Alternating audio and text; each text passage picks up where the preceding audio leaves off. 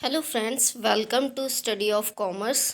आज हम इस वीडियो में कॉमर्स पीवाईक्यूज़ के पार्ट 2 की डिस्कशन करेंगे। पिछले वीडियो में हमने 10 क्वेश्चंस डिस्कस किए थे जो आपके प्रीवियस ईयर क्वेश्चंस थे। यूपी टीजीटी में आए हुए थे, कुछ पीजीटी के थे, कुछ यूजीसी नेट के थे। ठीक है, और टीचिंग एग्ज़ाम्स के जो पीवाईक्यूज़ आते हैं कॉमर्स में, मैंने सबको कवर करने की कोशिश की है इस सीरीज़ में। तो ये आपका सेकेंड पार्ट होगा। तो चलिए स्टार्ट करते हैं। तो चलिए, आज का हमारा जो फर्स्ट क्वेश्चन है वो यूपी पीजीटी 2016 का है। ठीक है, ये आपका यूपी पीजीटी 2016 में पूछा गया है। पहला क्वेश्चन है, which one is the principle of double entry system. मतलब कि डबल एंट्री सिस्टम का प्रिंसिपल कौन सा है। पहला है, purchase increases debit, income decreases credit. Purchase increase होता है, डेबिट होता है, सही है, लेकिन इनकम डिक्रीज होती है तो क्रेडिट होती है, ऐसा तो कुछ नहीं है। ठीक है, इनकम भी इंक्रीज होती है तो डेबिट होती है, इसको गलत करते हैं। बी कह रहा है, expense increases debit, income decreases credit. फिर इनकम को क्रेडिट कर रहा है, ये भी गलत है डिक्रीज होने पे।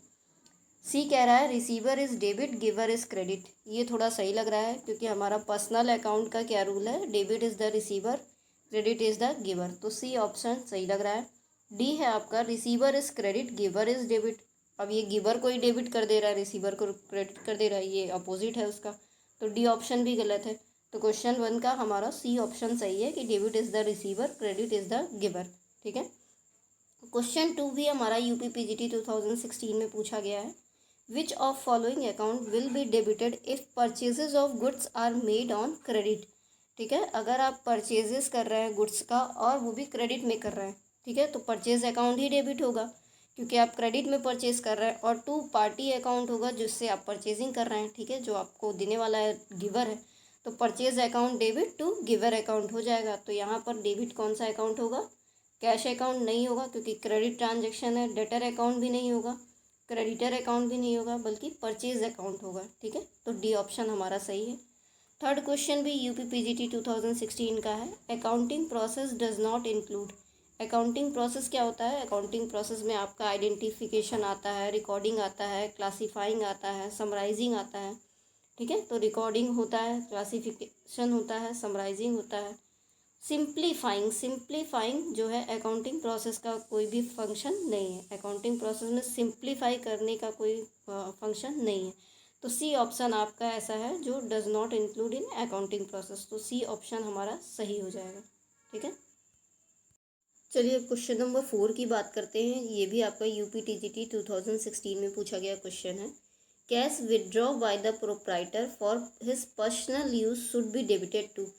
जब एक प्रोप्राइटर अपने बिजनेस से कैश विड्रॉ करता है या कोई गुड्स विड्रॉ करता है पर्सनल यूज़ के लिए, तो हम उसे drawing as a drawing treat करते हैं। ठीक है, तो ड्राइंग वो अमाउंट कहलाता है जो एक प्रोप्राइटर अपने पर्सनल यूज़ के लिए बिजनेस से ड्रॉ कर रहा है। ठीक है, तो यहाँ पर एक तरह से तो ड्राइंग अकाउंट डेबिट होना चाहिए, लेकिन ड्राइंग अकाउंट हम डेबिट तो करते हैं लेकिन कैपिटल में करते हैं। ठीक है, तो कभी कभी कैपिटल अकाउंट को डेबिट कर दिया जाता है और कभी कभी ड्राइंग अकाउंट को डेबिट किया जाता है। ये डिपेंड करता है कि क्या टर्म्स या कंडीशंस हैं विड्रॉ करने की। ठीक है, तो इस ऑप्शन में सेल्स तो होगा ही नहीं, कैपिटल और ड्राइंग दोनों होगा, इसलिए हम डी ऑप्शन चूज़ करेंगे, both B and C.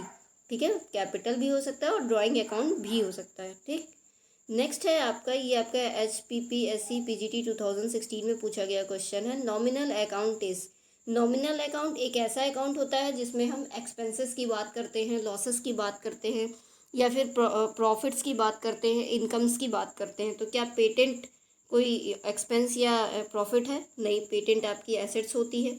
Prepaid भी हमारी करंट एसेट्स में आती है। ठीक है, ऑल ऑफ दिस तो होगा ही नहीं क्योंकि पेटेंट और प्रीपेड है ही नहीं नॉमिनल अकाउंट। वेजेस है क्योंकि वेजेस आपका नॉमिनल अकाउंट में आएगा क्योंकि वेजेस जिसे हम मजदूरी कहते हैं, ये एक तरह का एक्सपेंस होता है बिजनेस के लिए। तो ए ऑप्शन हमारा यहाँ पे सही हो जाएगा क्वेश्चन नंबर 5 का। अब बात करते हैं क्वेश्चन 6 की। ये भी आपका HPPSC PGT 2016 में पूछा गया क्वेश्चन है। क्वेश्चन ये है कि debit the receiver and credit the giver is a rule of.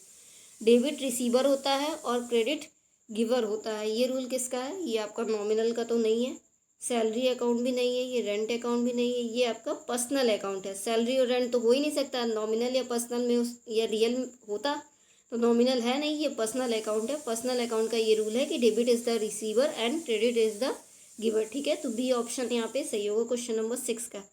अब क्वेश्चन 7 आपका यूजीसी नेट दिसंबर 2014 में पूछा गया है। क्वेश्चन नंबर 7 कह रहा है कि make sufficient provision for future losses but do not anticipate future profits, ठीक है, कि आप सफिशिएंट प्रोविजंस बनाते हैं, फ्यूचर में लॉसेस होंगे इसके लिए, लेकिन आप प्रॉफिट्स के लिए कोई प्रोविज़न नहीं बनाते, ना कुछ अमाउंट सिक्योर करके रखते हैं। तो ये प्रिंसिपल आपका कंजर्वेटिव का कॉन्सेप्ट कहता है, ठीक है। ये ना मैचिंग है, ना ऑब्जेक्टिविटी है, ना मेटेरियलिटी है, ठीक है।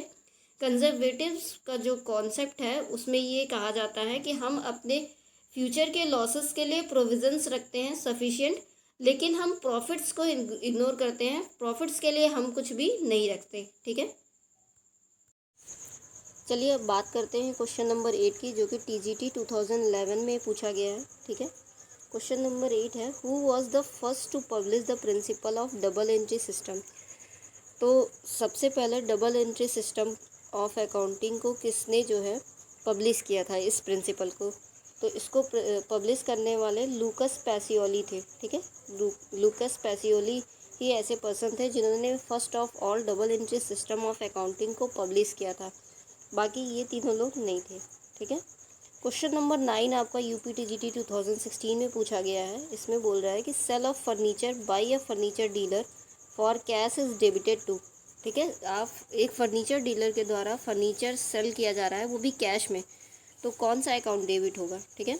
तो अगर क्रेडिट में होता है तो furniture account debit to sales account होता है, लेकिन अगर कैश में हो रहा है तो cash account debit to sales account होगा। तो कैश अकाउंट डेबिट हो जाएगा यहाँ पे, फर्नीचर अकाउंट नहीं होगा क्योंकि डेबिट कैश की बात हो रही है, ना सेल्स अकाउंट होगा और नन ऑफ दीज भी नहीं होगा। तो क्वेश्चन नंबर 9 का ए आंसर ठीक हो जाएगा, ठीक है।